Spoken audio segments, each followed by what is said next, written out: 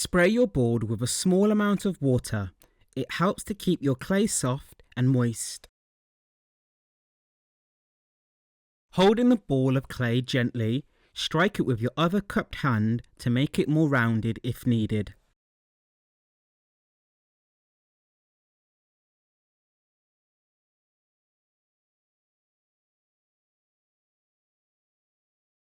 Hold the clay gently with your hands. You don't need to clutch the clay with heavy pressure. By squeezing the clay too hard, you will deform its shape unintentionally, making it impossible to transform it into a cube shape. Roll the clay from side to side and tap it gently on your board. You don't need to slam the clay on your board, as it will deform your clay in ways you don't want it to. Repeat the process of rolling and tapping the clay on each side until you form a cube. Usually a pinch pot is created by forming a ball out of clay, creating an opening in the middle with your thumb and pinching and stretching the ball to change its shape. The vessel shape we are aiming to create will be created using a different method. By using this method, our vessel will be much taller in height and less wide than a usual, more rounded, ball-shaped pinch pot.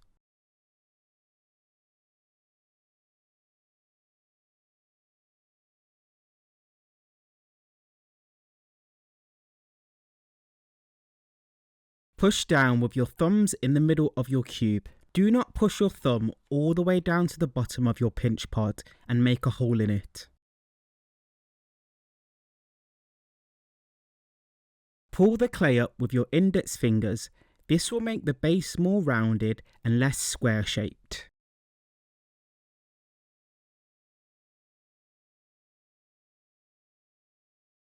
To flatten the top of your pinch pot, gently tap it on the wooden board. If needed, gently roll the pinch pot back and forth on the board to make the sides more rounded. The tops of both pinch pots need to be flat so they can be joined later. The thickness of the walls of your pinch pot should be the same thickness as your thumb.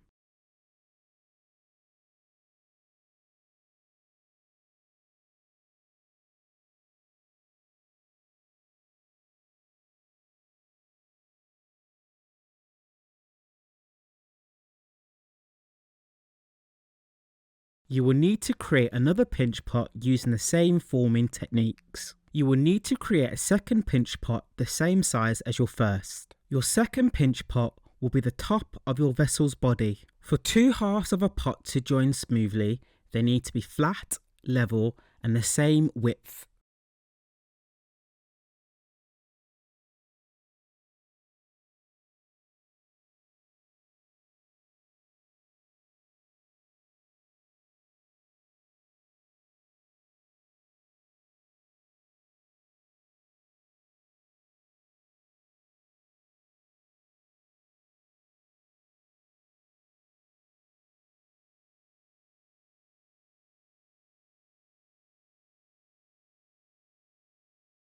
The next techniques we will be learning are slipping, scoring, and marrying. To score clay, you will need any modelling tool that can make marks. Using the tool you have been given, score the areas using the cross-hatching method. When scoring clay, more marks are better than less.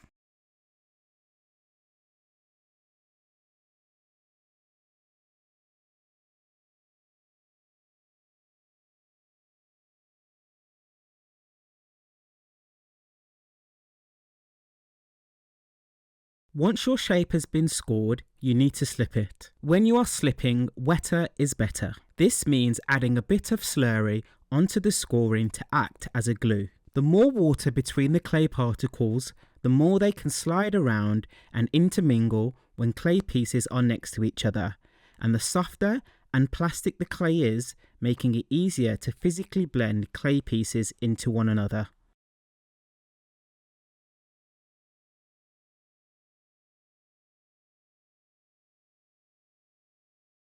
Wriggle the pieces together to make them join more securely. Using a modelling tool, scrape the clay downwards to make sure both pieces are firmly joined together on the outside.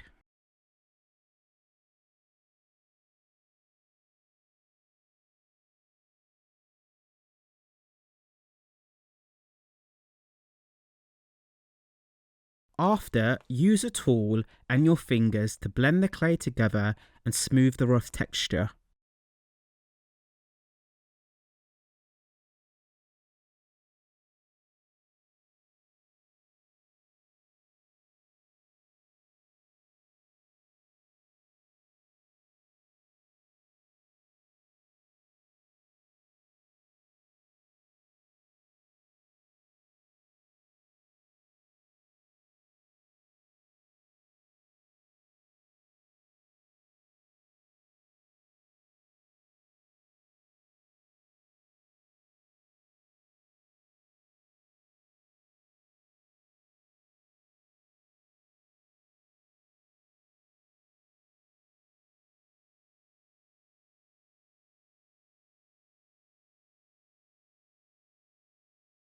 After you have created your pinch pots, you will need to score your initials and class into the base of your join vessels. If you don't put your initials at the bottom of your pinch pots, it might get lost among other students' work. Next, you will need to spray your board so it's ready to make coils on. Using gentle, even squeezing, form your clay into a large, round sausage shape with your hands. The firmer the clay, the harder you need to squeeze.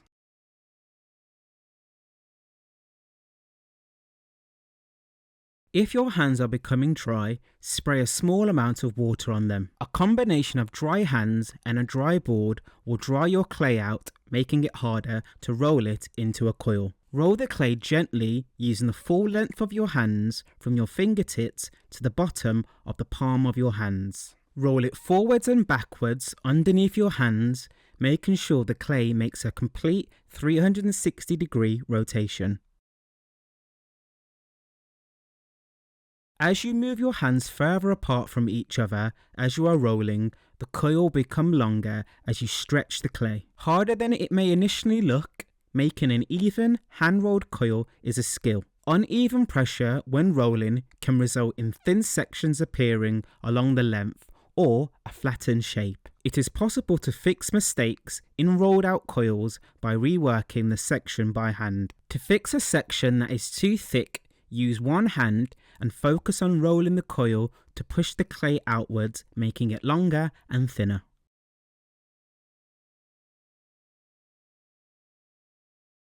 Aim to make your coil as thick as your thumb in every area.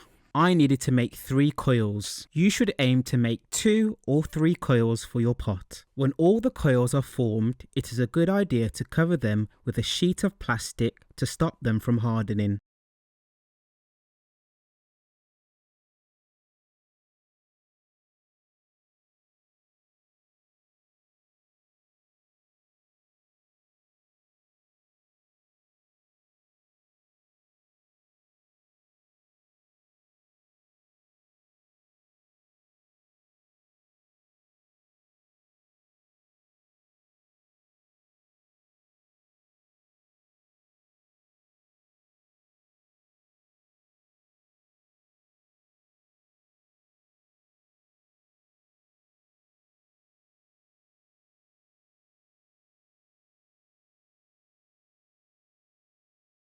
Place the coils on top of your vessel, trying to make it the same length as the circumference as the hole you want to create.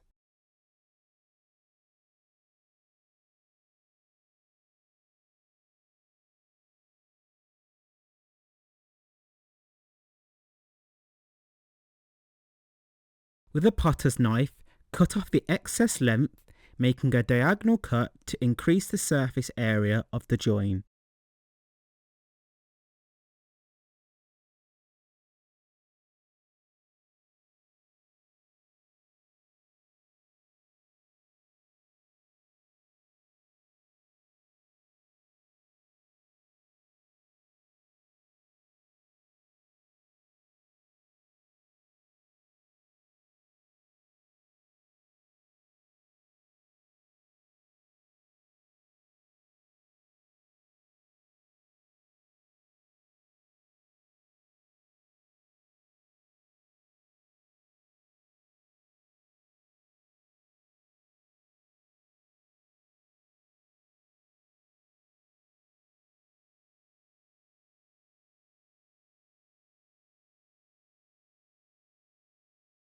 Using a sharp clay tool, score a line that shows exactly where your vessel opening will be.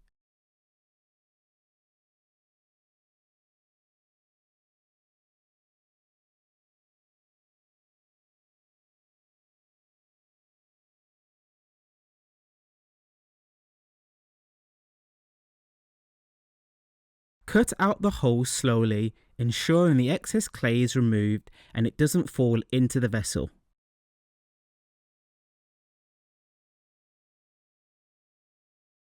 Use a wet finger to smooth the edges of the opening you have created.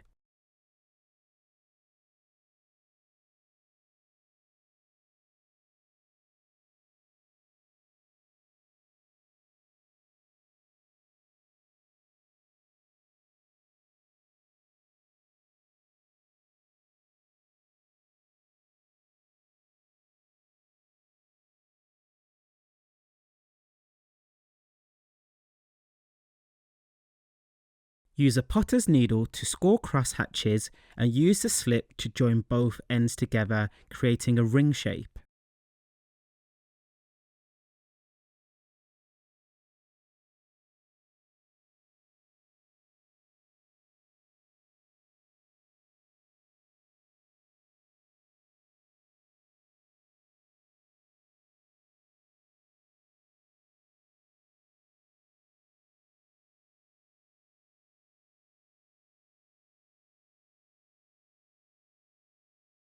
Smooth over the inside and outside of your ring with a wet finger.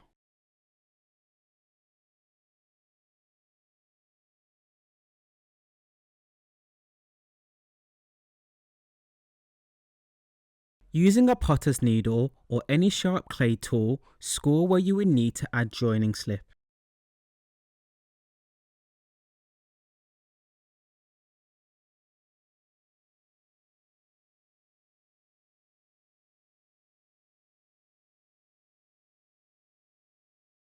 Once the tall of your vessel and coiled ring have been scored, you need to add slip to them.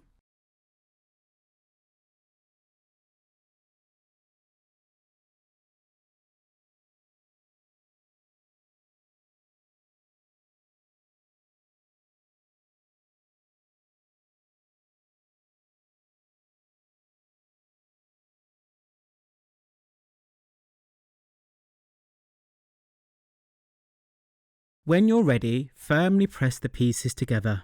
Wriggle the pieces together to get them to join more securely.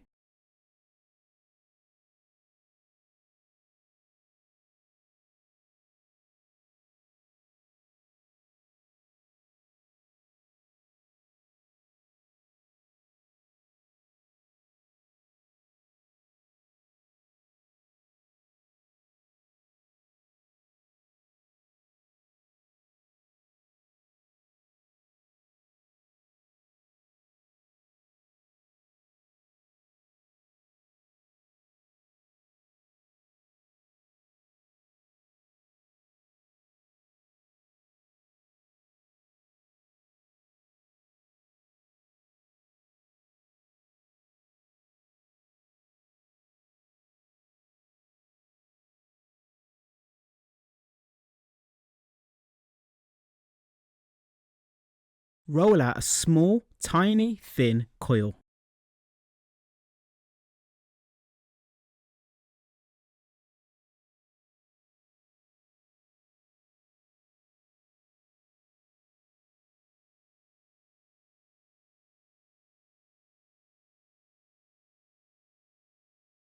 To reinforce the joins and for neatness, fill small gaps with this tiny coil.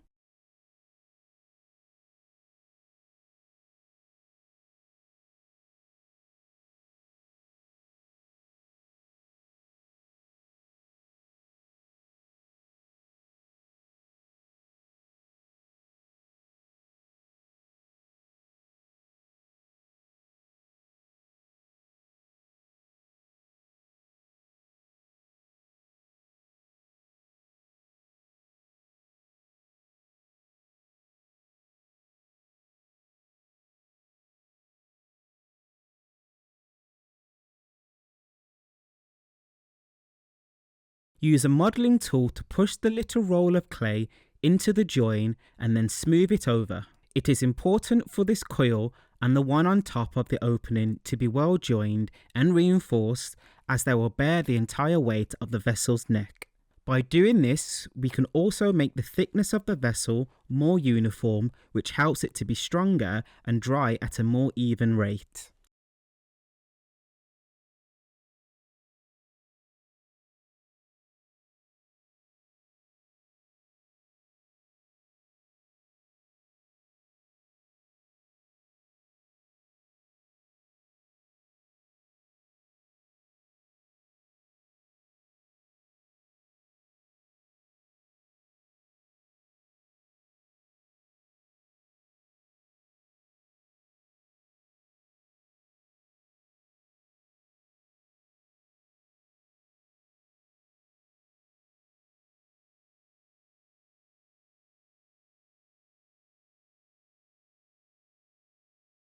Next, I added another coil to make my neck longer, always remembering to use smaller pieces of clay to fill the gaps between each coil layer and smoothing the inside and outside of the neck.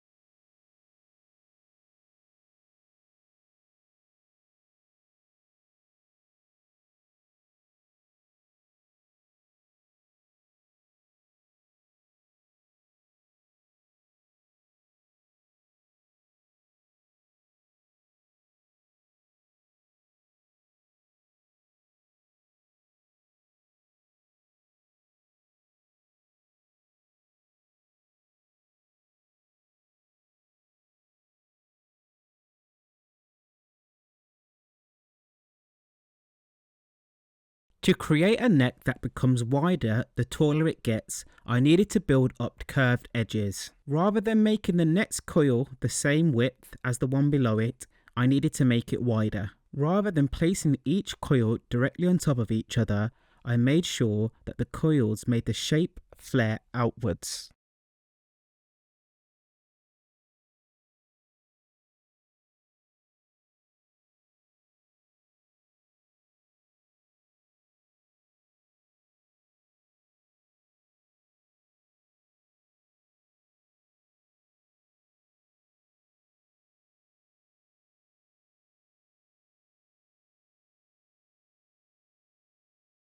By adding 4 small coils with gaps in between them, I was able to make the rim intentionally more uneven.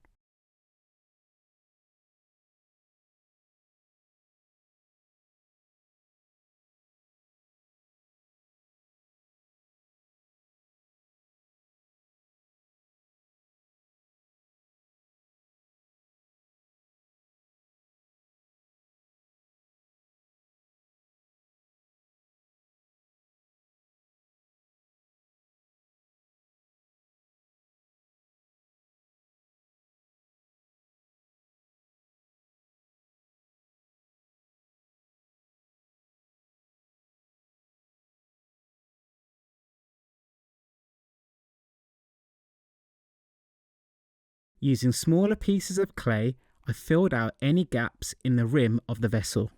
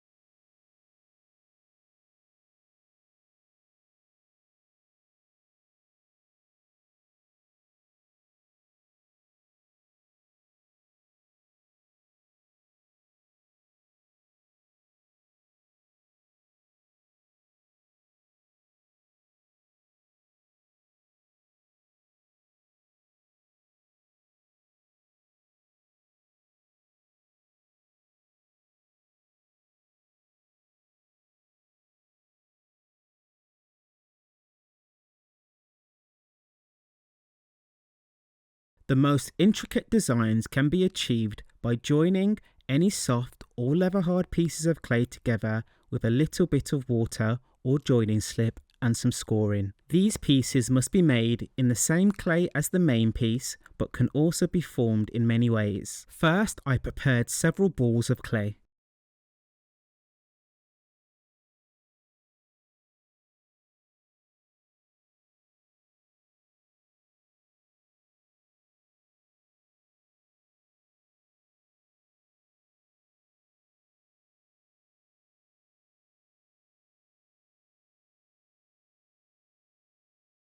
Using a potter's knife, I sliced the clay ball down the middle to create two semicircles.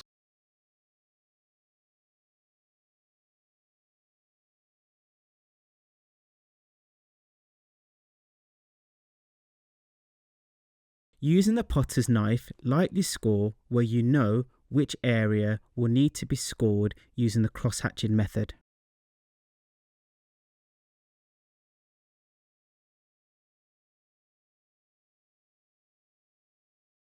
Once your shape has been scored, you need to slip it.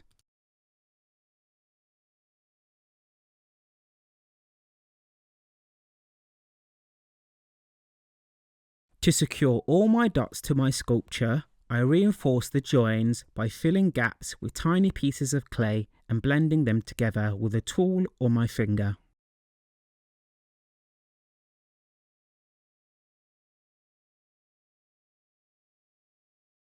To figure out what I wanted my pattern to look like, I made all my dots and placed them into position before attaching them.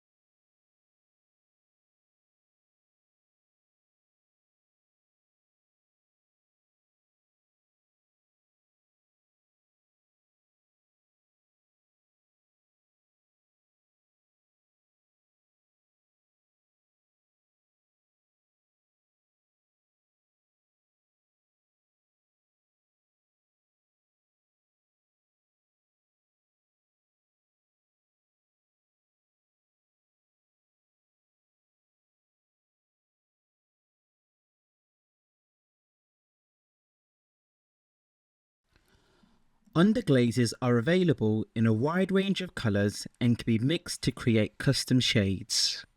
First, ensure your bisque-fired sculpture is clean and free of dust. Before you use them, stir the underglaze well to ensure an even consistency when it is painted with. For my design, I painted the red areas first. By painting the red first, the shape can be refined later by painting over it with white underglaze. When painting with underglaze, you need to use the correct brush size. For smaller areas, use a smaller brush. For larger areas, use a larger brush. Apply the underglaze in thin, even layers, allowing each layer to dry before applying the next. If you have enough underglaze and time, you can build up multiple layers to achieve a richer colour.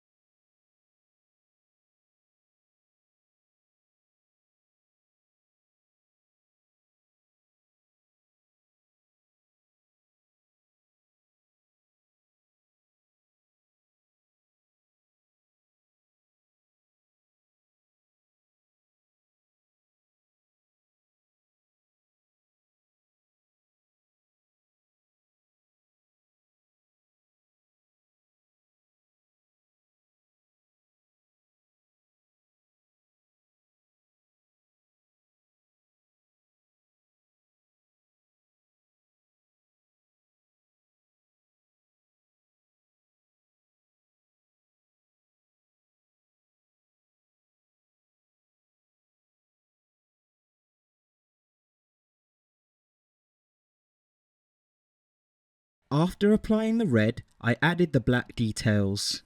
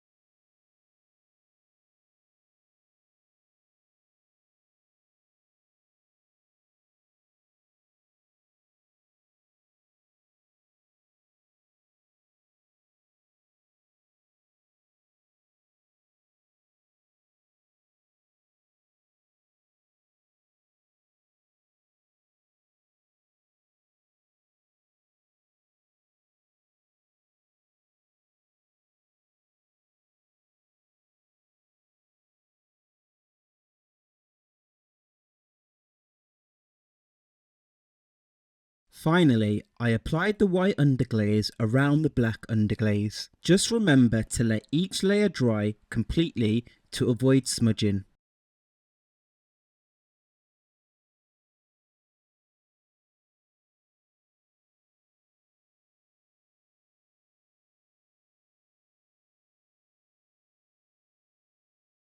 Once you're satisfied with your design, let the underglaze dry completely. This normally takes a few hours depending on the thickness of the application. After the underglaze is dry, it's time to apply a clear glaze over your piece to protect the underglaze and give it a glossy finish. Apply the glaze as evenly as possible, let it dry before firing the sculpture in the kiln.